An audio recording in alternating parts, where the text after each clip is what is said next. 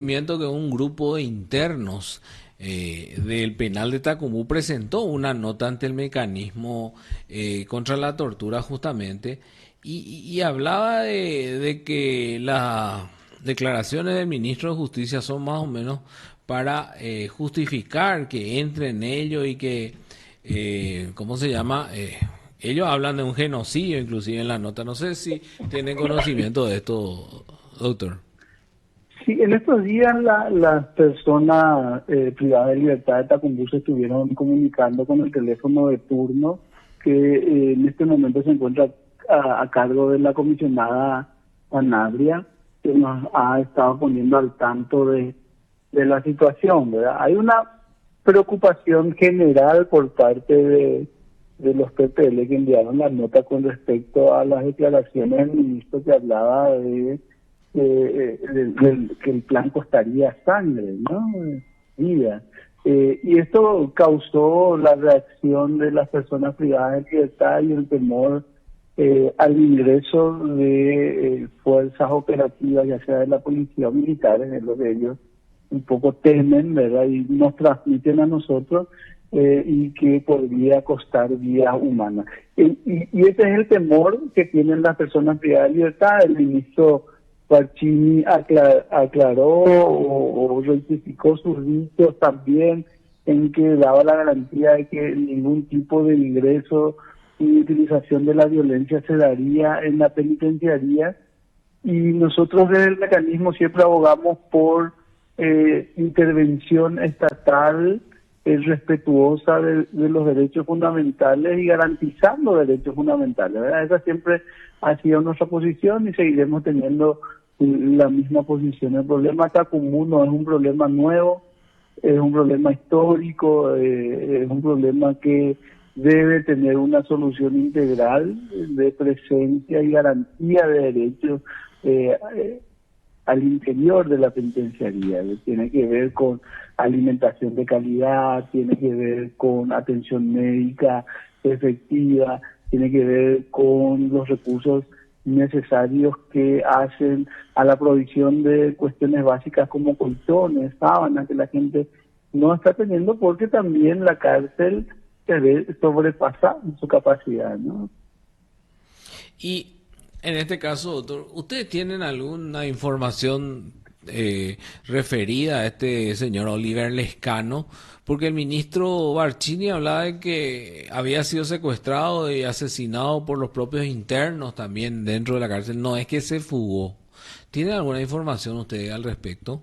Nosotros no contamos con ningún tipo de información con relación al caso Lescano, más que las que manejan las autoridades que hasta el momento señalan de que pudo haberse fugado. El viceministro de Política Criminal señalaba, Federico Nicola señalaba que la hipótesis es más fuerte que se haya fugado del lugar.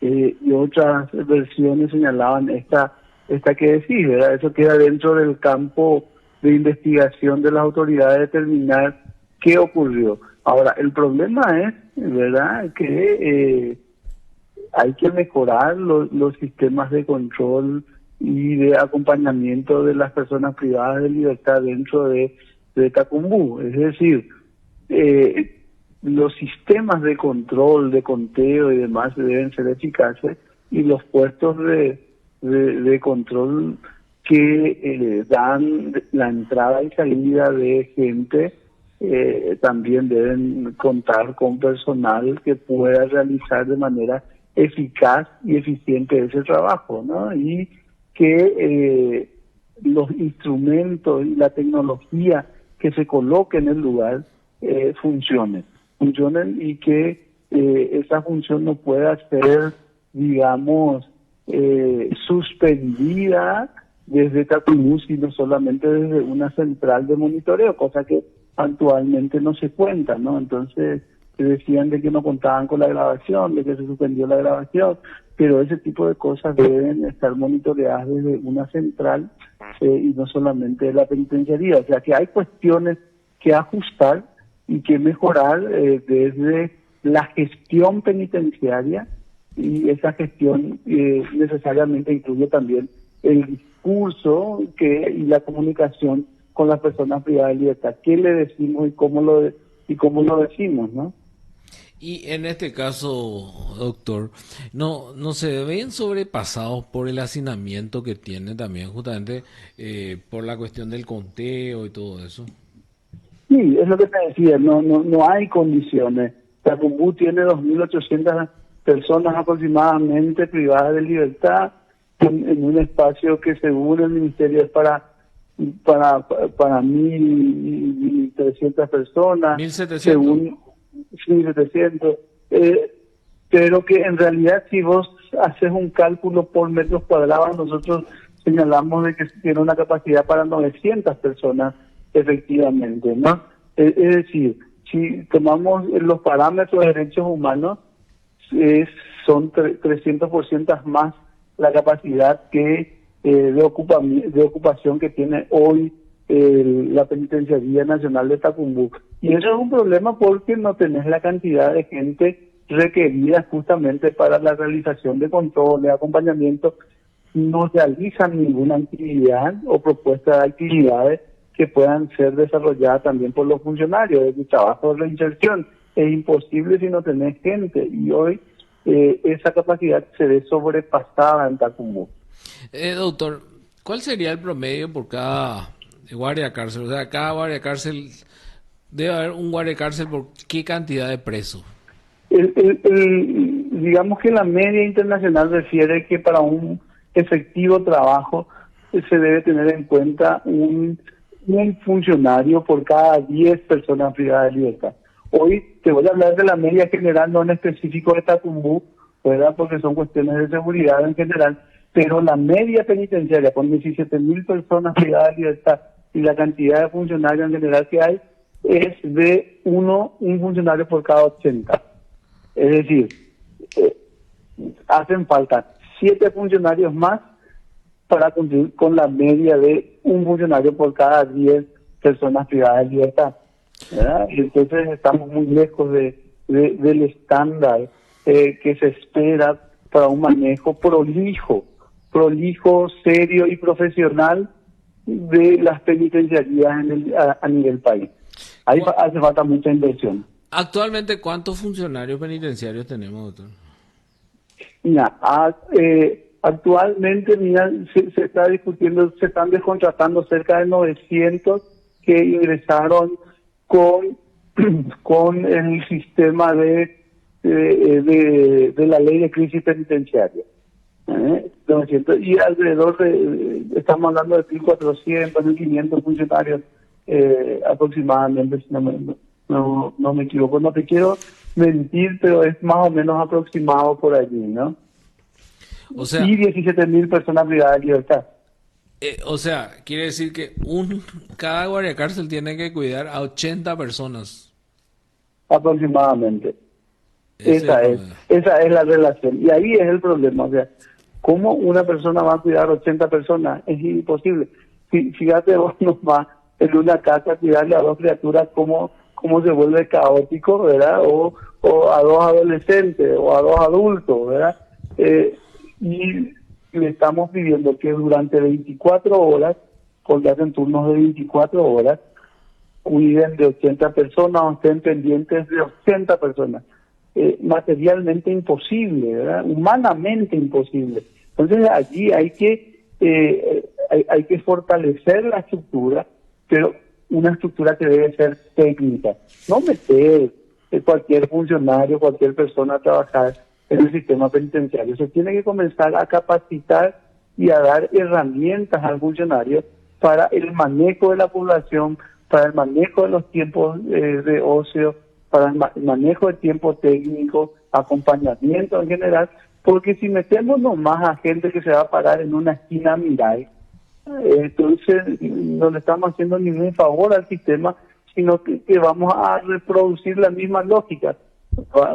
Van a seguir habiendo este tipo de problemas, de inconvenientes, de conflictos en general. Tenemos que meter gente capacitada, no debemos meter más gente que es propuesta por el caudillo político de la zona, y ese ha sido históricamente uno de los problemas del sistema penitenciario. Los directores no son profesionales en muchos casos, son muy pocos los del sistema y generalmente suelen ingresar gente que es profesional, que tiene un título, pero que no tiene conocimiento del trabajo penitenciario y que son recomendaciones políticas, ¿verdad? Eso se dio mucho el año pasado. Esperemos y esperamos que con este nuevo gobierno esto se suspenda y se profesionalice el sistema penitenciario y no se repitan los vicios del pasado.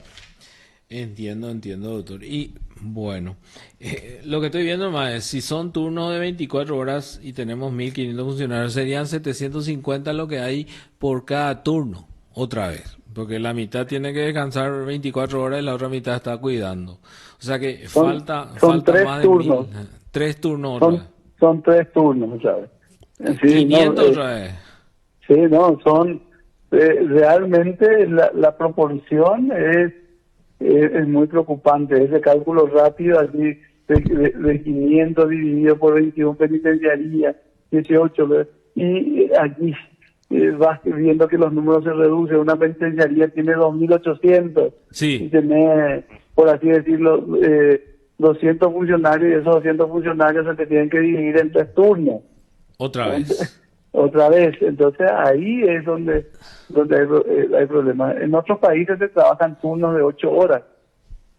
Aquí hacemos trabajar 24 por 72. Entonces el nivel de estar despierto las 24 horas y nivel de concentración es humanamente imposible. Y a eso también se suma el tema del salario también. O sea, sí. La poca remuneración hace que también haya corrupción.